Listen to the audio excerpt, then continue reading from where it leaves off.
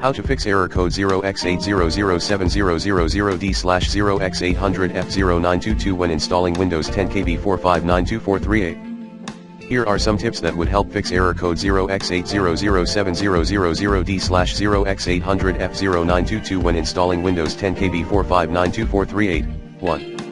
Download then run Media Creation Tool as admin. 2.